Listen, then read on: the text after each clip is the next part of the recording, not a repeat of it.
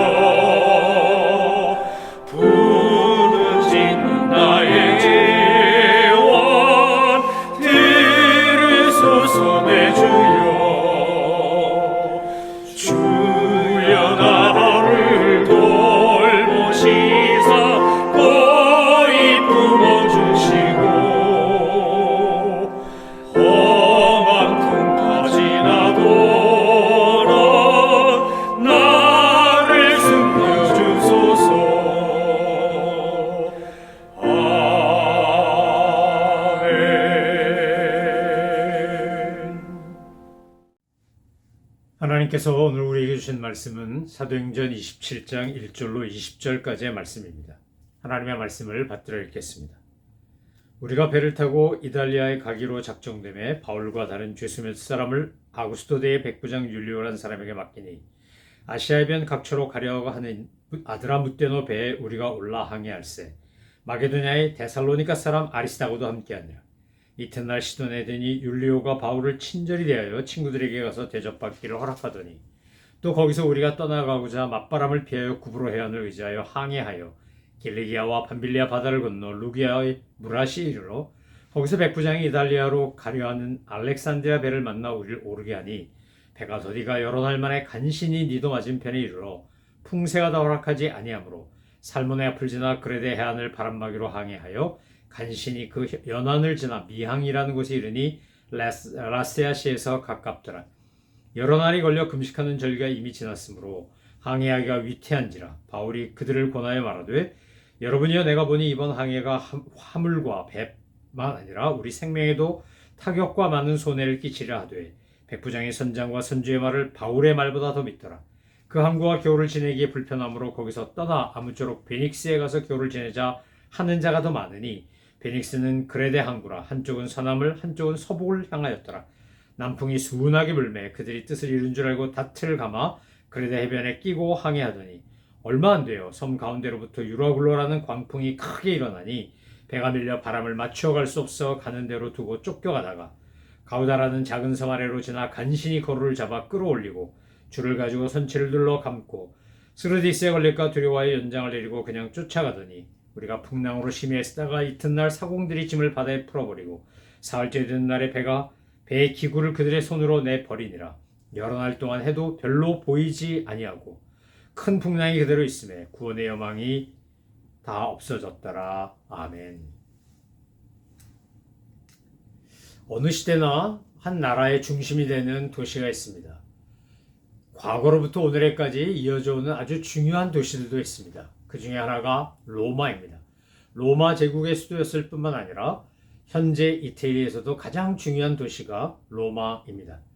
로마 시대 당시 최고의 도시였던 이 로마는 관대한 통치, 식민지 지역에 대한 일정한 자치권 보장, 로마법으로 상징되는 보편적 정의, 상식적인 법치 등으로 인해서 로마 제국이 유지됐을 뿐만 아니라 제국의 수도답게 모든 것이 발전하고 발달해 있었습니다. 하지만 그 로마는 다른 말로는 성경에 보면 악의 소굴, 더러운 하수구 이렇게 불리면서 매우 심각한 도덕적 타락에 직면해 있었습니다. 성적 타락과 부패, 혈투사의 싸움으로 대변되는 인권 유린과 또 초기 기독교인들을 사자밥으로 내었던 잔인한 통치, 엄청난 탄압 같은 것이 바로 로마에서 이루어졌습니다. 모든 도시 문명에는 이렇게 빛과 어둠이 있습니다. 세계 어느 대도시에 가도 이것은 동일합니다. 오늘 사도 바울은 하나님께서 주신 사명 때문에 이 로마를 향해 가는 겁니다. 바울에게 있어서 로마를 가야 한다는 이 생각은 하나님이 주신 미션이었고 비전이었습니다. 그래서 하나님이 주신 이 사명을 이루기 위해 그는 어떤 어려움이 오고 유혹이 와도 넘어지거나 쓰러지지 아니하고 끝까지 주님이 주신 부르심을 향하여 나아가는 겁니다. 수차례의 재판, 가이사랴에서의 감옥 생활 참 힘들었지만 그러나 그것 때문에 하나님이 주신 꿈을 포기하지도 않았고 비록 죄수의 몸이긴 하지만 로마로 가는 배를 타고 이제 로마를 향해 가는 겁니다.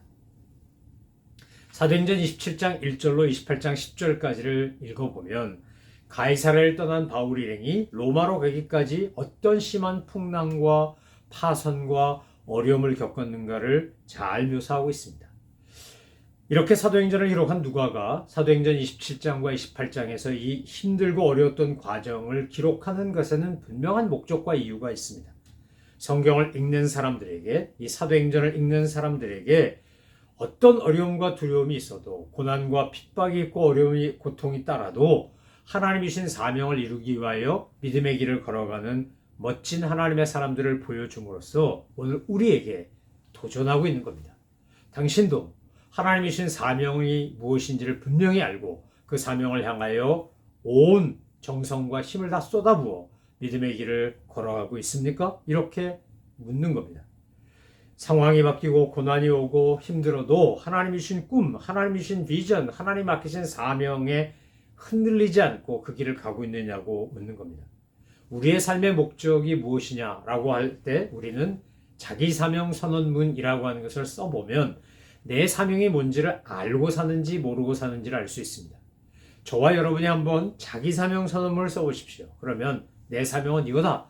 내가 이 땅에 존재하는 육신의 몸을 입고 살아가는 삶의 이유와 목적은 이것이다 라고 하는 것이 정확하고 분명하게 쓰여진다면 여러분은 사명을 알고 있는 분이고 그 사명을 향하여 나아가시면 됩니다. 그런데 막상 자기 사명 선언문을 한번 써봐야지 그랬는데 이 말도 했다가 저 말도 했다가 중구난방으로 아무것도 정리가 안 되면 그것은 내가 하나님께서 내게 주신 사명을 모르고 있거나 아니면 알고 있는데 엉뚱한 것을 사명이라고 착각하고 있거나 혼동하고 있는 것 아니겠습니까? 우리가 먼저 하나님이 내게 주신 사명이 뭔지를 알아야 하고 그 사명에 내 온 정성과 힘을 다 쏟아부어 순종하고 충성할 때 역사는 일어나고 기적은 나타나게 되어 있습니다. 저는 저와 여러분에게도 사도 바울이 누렸던 그 사명에 충실한 삶이 우리의 삶에도 임하기를 소망합니다. 저희 부모님은 저한테 어려서부터 북한 선교에 대한 꿈을 심으셨습니다.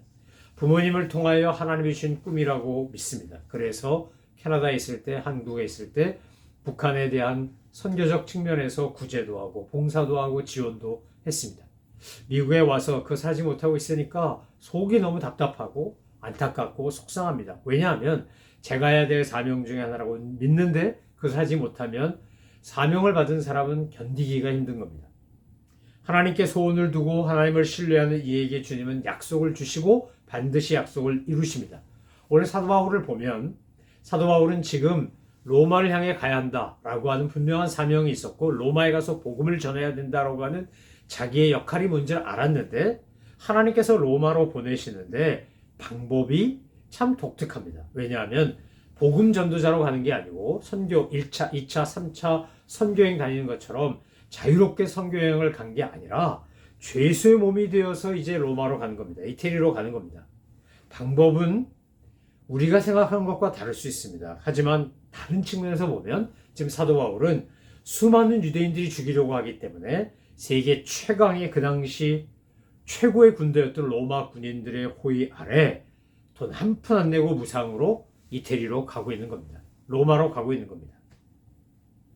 우리가 혼동하지 말아야 될 게 이겁니다. 내 모습이 사슬의 죄인 같다 그래서 하나님이 내게 행하시는 역사가 끝났다 이렇게 혼동하시면 안 됩니다.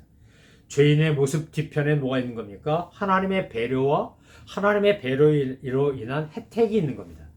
사도 바울이 이제 가이사랴에서 로마까지 자기가 자비량으로 돈을 내고 그것을 가려고 했다면 이렇게 무료로 보호받으며 할 수 없는 겁니다. 그런데 하나님은 죄수라는 방식으로 죄수의 옷과 죄수의 사슬을 통하여 도리어 바울을 보호하시고 무료로 혜택을 받으며 이제 로마로 가게 하는 겁니다. 또 과정에서 겪는 풍랑, 파선 이런 것들을 통하여 사도 바울의 영적 권위와 능력을 세워주고 그의 말에 귀를 기울이도록 주님은 역사하시는 겁니다. 이제 베스토 총독이 바울을 로마로 보내면서 로마에 함께 갈 죄수들과 함께 율리오란 백부장에게 사도 바울을 맡깁니다. 사도 바울에게 이송의 책임을 맡은 사도 바울을 이송하도록 책임 맡은 이 율리오란 백부장은 다른 죄수들과 달리 바울을 선대해 주었습니다. 왜냐하면 다른 죄수들은 결국 사형을 확정되어 로마 경기장에서 검투사에 의해 희생될 목적으로 로마로 보내지는 사람들이었기 때문입니다. 하지만 로마에 가는 바울은 로마 시민권자일 뿐만 아니라 하나님의 또 다른 섭리 속에 가는 것이기 때문에 하나님은 율리오를 통해서 그를 보호하십니다. 그런데 우리가 27장 2절에서 한 사람을 주목해 보아야 합니다. 그 사람의 이름은 아리스다고입니다. 마게도니아 데살로니가 사람 아리스다고.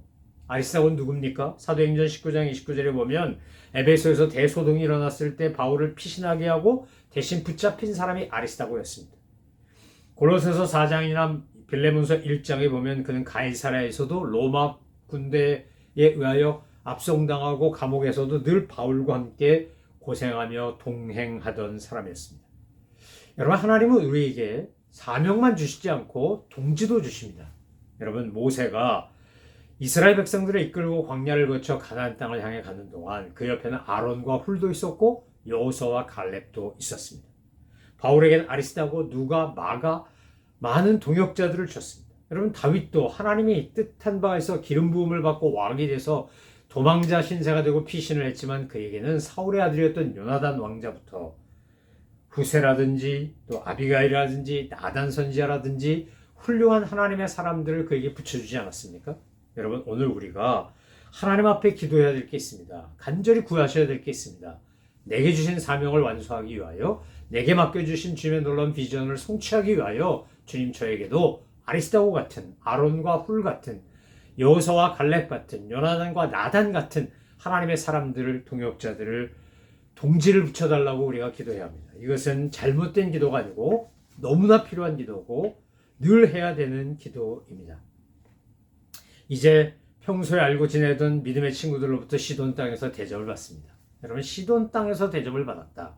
오늘 본문을 읽으며 우리가 이런 질문을 할 수 있습니다. 마태복음 11장 21절로 22절에 보면 주님께서 탄식하시며 뭐라 그럽니까? 고라신과 벳세다를 책망하시며 만약에 이런 것을 두로와 시돈에서 행했다면 저들은 벌써 회개하고 돌이켰을 거라는 겁니다. 바꿔 말하면 두로와 시돈은 버림받은 도시였습니다. 그런데 스데반의 박해 이후에 크리스찬들이 퍼져나가고 디아스포라가 되는 가운데 이미 시돈은 복음이 있는 도시가 됐고 그리고 그곳에 있던 사람들이 오늘 바울을 대접하는 겁니다. 여러분, 흑암에 갇혀있는 백성에도 주님이 역사하시면 소망이 있고 변화가 일어납니다. 우린 절대로 나 자신에 대해서도 남에 대해서도 함부로 포기하면 안 됩니다.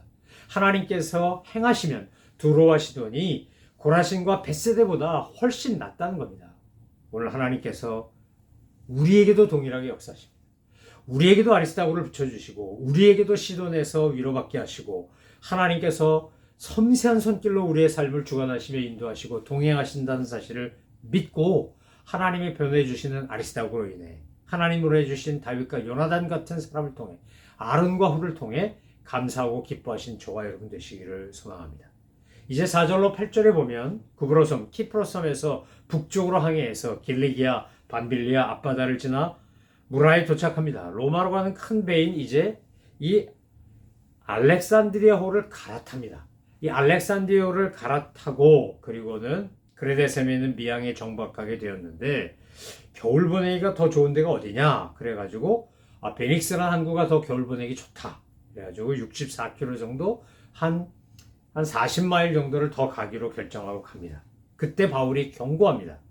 지중해 연화에서 자라났고 길리기아 다소 출신이고 3차에 걸친 선교여행을 통해서 지중해 앞바다의 속성과 풍향과 뭐 이런 걸 다 잘 알고 있는 바울이 그의 많은 경험과 지식을 바탕으로 또 하나님이 주신 지혜를 가지고 이제 더 항해하면 짐도 잃고 배도 파손되고 생명도 잃을 수 있다고 경고합니다. 지중해는 11월 초가 되면 항해를 멈추는 것이었습니다.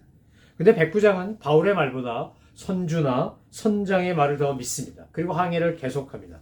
결국 13절에 보니까 마치 바울의 말이 아무 효력이 없는 것처럼 13절에 순풍이 불었다. 남풍이 순하게 불매 그들이 뜻을 이룬 줄 알고 그렇게 그레데변을 끼고 항해를 했다는 겁니다. 처음에는 굉장히 순풍이 부는 것 같습니다. 그런데 어떻게 됩니까? 14절 이하에 보니까 섬 가운데로부터 유라굴로라고 하는 광풍이 크게 일어났다는 겁니다. 여러분 유라굴로라는 말은 돌풍이라는 유로스와 북풍이라는 아퀴로라는 말이 합성어가 돼가지고 혼성돼서 복합어로 유라굴라라는 말이 됐습니다. 이건 그리스 말로 미친 바람, 광풍이란 뜻입니다. 그러니까 이 광풍이 막 불어제끼는 겁니다. 결국은 어떻게 됩니까? 배가 아무것도 통제할 수 없어서 이제 떠밀려 가는 겁니다.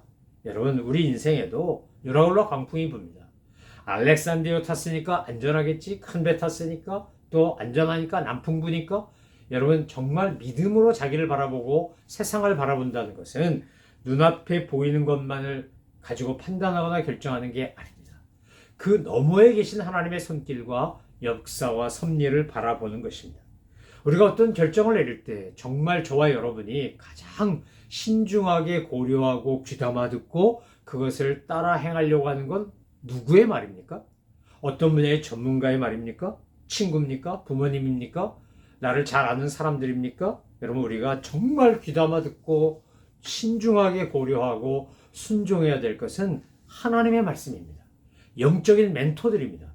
여러분을 사랑하고 아껴주고 위하여 늘 기도하고 격려하고 지도해주는 선배, 장로님, 권사님, 목사님 이런 분들의 이야기를 귀담아 들으실 줄 알아야 합니다. 그래서 나를 위하여 기도해주고 사랑해주는 사람들이 하는 영적인 지혜에 입각한 이야기는 비록 세상적인 전문가가 볼 때는 아무것도 아니라 할지라도 우리에겐 매우 신중하게 고려해야 될 하나님의 말씀일 때가 참 많습니다. 날마다 말씀을 묵상하며 암송하며 필사하며 통독하는 분들이라면 오늘 내가 읽은 말씀 중에 내가 순서표를 따라 쭉 읽는 말씀 중에 하나님이 내게 들려주시는 이야기를 들을 수 있습니다. 찬송을 부르다가도 듣고 기도하다가도 듣고 설교 듣다가도 듣고 여러분 성경 암송하다가도 듣습니다. 그때 우리는 하나님의 말씀에 귀를 기울이고 하나님의 말씀에 우리의 모든 인간적인 생각을 다 내려놓고 그분의 뜻을 따라야 합니다.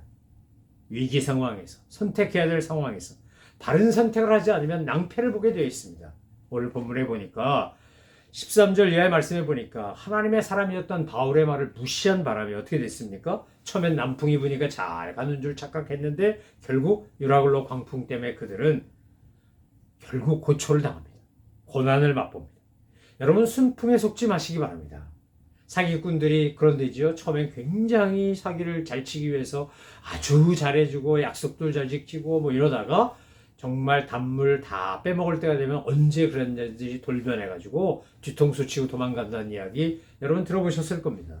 여러분 우리가 일시적인 성공과 영원한 성공을 혼동하시면 안 됩니다.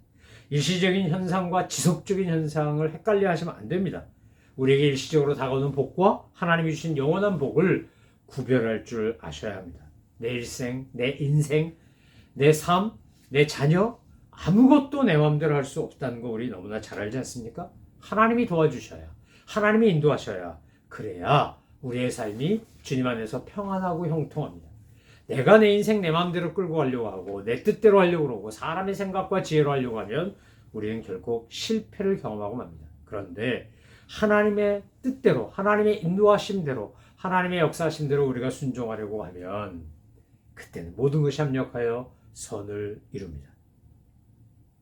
건강을 잃었을 때, 경제적으로 어려울 때, 관계 속에서 고통당할 때, 정말 살다가 너무 힘들 때, 마치 알렉산드리아가 파손된 것처럼 위기에 닥쳤을 때, 엄청난 유라굴라 광풍이 불어제낄 때 여러분 어떻게 하십니까? 그때 우리가 할 일은 오늘 이 선원들이 보여주는 것처럼 하셔야 합니다. 그들은 선원이었기 때문에 본능적으로 5가지를 합니다. 구명정 작은 거룻배를 배 위에 붙들어 매고, 또 배를 단단히 묶어두고 모래수렁에 빠질까 두려워 닻을 내려 브레이크 역할을 하게 하고, 사나운 폭풍이 계속되자 배의 짐을 버렸고 폭풍우가 3일째 계속 불자 짐을 거의 다 버렸습니다. 여러분, 우리가 살아가다가 어려움을 당하고 고통을 당하면 어떻게 해야 됩니까? 우리는 알렉산드리아 호에 탔던 백부장이나 선장이나 선원같이 하면 안 됩니다. 우리는 어떻게 해야 되는 겁니까? 하나님을 믿고 겸손하게 나의 허물과 잘못을 반성하고 주님 앞에 은혜를 구하며 애통하며 기도하는 것입니다. 주님의 자비와 긍휼을 간구하는 것입니다. 여러분, 우리 인생에도 유라굴라 광풍이 붑니다. 순풍만 불지 않습니다. 배가 파손되는 것처럼 내 삶의 존재가 흔들릴 때가 있습니다. 그때 쓸데없는 고집, 잘못된 선택으로 인하여 생긴 불필요한 고통, 이런 거 다 버리셔야 합니다. 뿐만 아니라 인생 항로의 가장 탁월한 선장이신 우리 주님 앞에 내 삶을 의지하고 맡기고 그분의 인도하심을 믿고 따라가야 합니다. 인생 항로의 탁월한 선장은 오직 우리 주님밖에 없습니다. 그래서 우리가 지금 이 유라굴라 광풍을 만나고 선원들이 하는 것처럼 영적으로 우리가 해야 될 게 있습니다. 첫 번째, 사탄의 공격인 줄 알면 영적 전쟁을 치를 준비를 하고, 그리고 주님께로 닻을 내려야 합니다. 내 삶의 닻을 주님께로 내리는 겁니다. 그러면 주님이 나를 붙잡고 계시기 때문에 어떤 바람이 불고 공격이 와도 흔들리지 않습니다.